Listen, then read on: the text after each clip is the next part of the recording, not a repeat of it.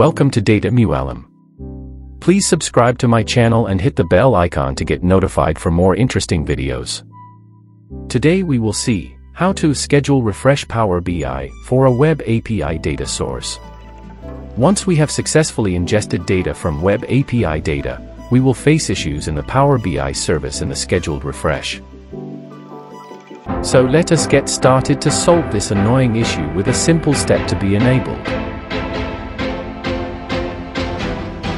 We can go to our dataset and click on Settings.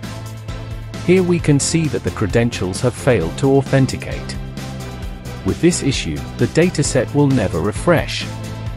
So we need to fix this issue. This is common for any type of API authenticated dataset. Click on Edit Credentials and select the anonymous authentication method. And then select the checkbox to skip the test connection, as well as set privacy based on your privacy settings. This will never test the connection and we will not face these authentication issues. Let's sign in and there we go, the error is gone. And now we need to schedule the dataset refresh. Once the schedule refresh is turned on, we can test the dataset refresh manually. Let's apply the settings and do the manual refresh to test the connection.